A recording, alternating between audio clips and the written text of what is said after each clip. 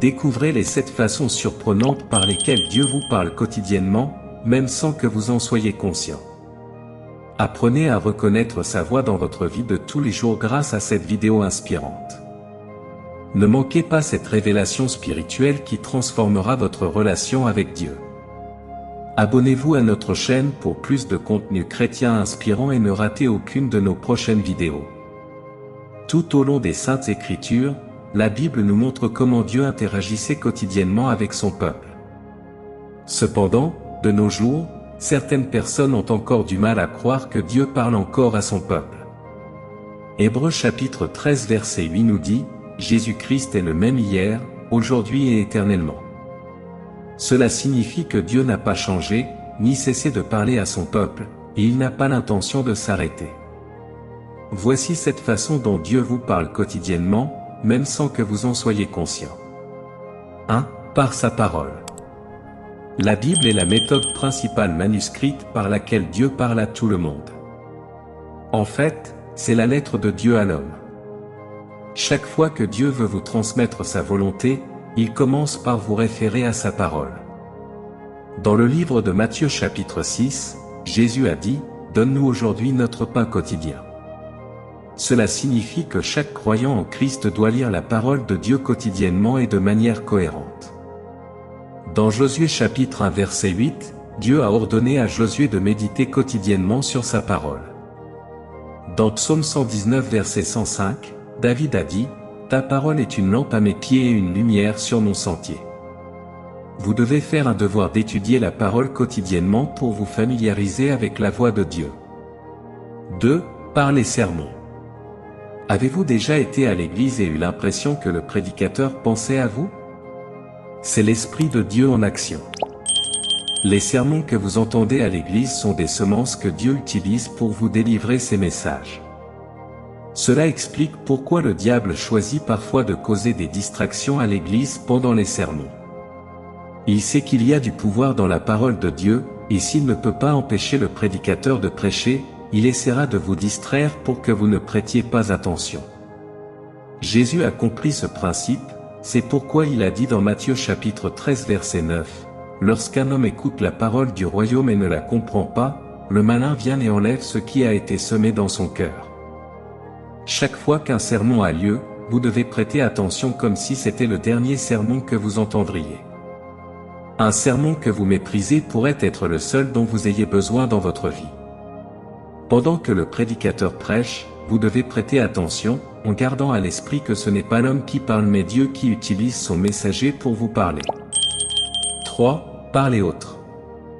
Parfois, si vous êtes trop occupé ou indisponible, Dieu peut choisir d'utiliser quelqu'un d'autre pour transmettre ses messages.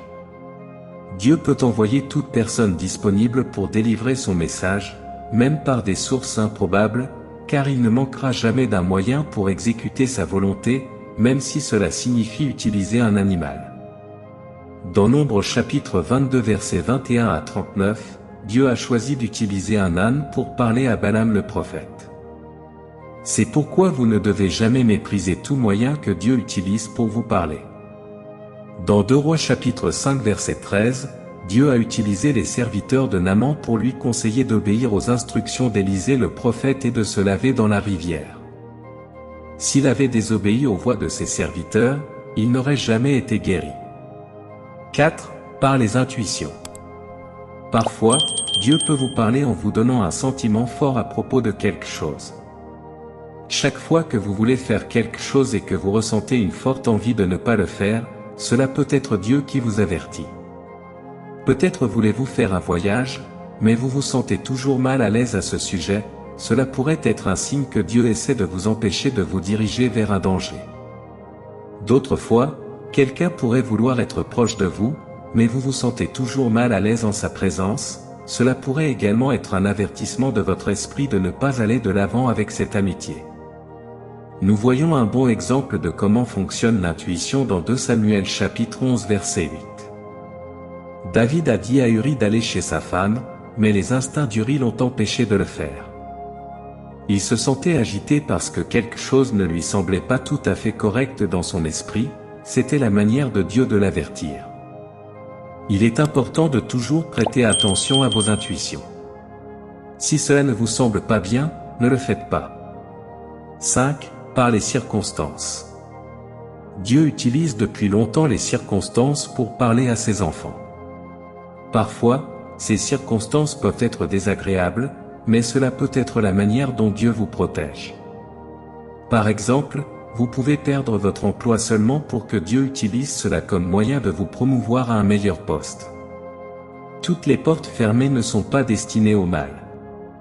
Joseph s'est retrouvé jeté dans la fosse, seulement pour finir dans le palais d'un roi.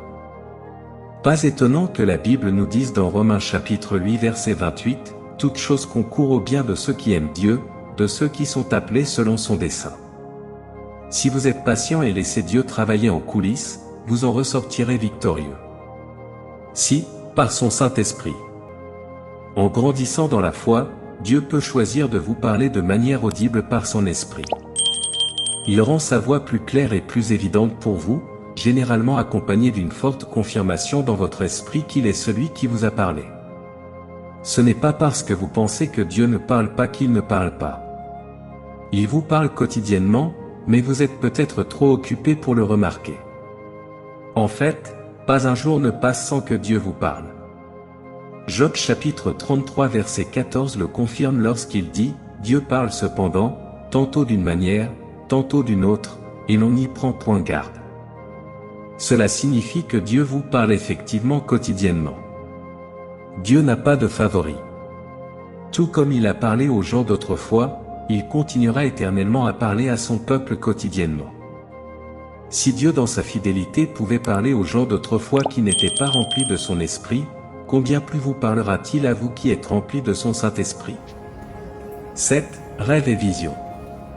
Il est souvent dit qu'une image vaut plus que 1000 mots. Il en est de même aux yeux de Dieu. Pendant vos activités quotidiennes, vous pouvez vous retrouver trop occupé pour passer du temps de qualité avec Dieu, rendant difficile pour lui de vous parler. En raison de vos distractions, Dieu peut décider de vous délivrer ses messages par des rêves et des visions. Il utilise une série d'images pour vous donner une information. Par exemple, vous pouvez rêver que l'on vous remet une Bible, cela peut signifier que Dieu vous confie sa parole et vous appelle également à la partager.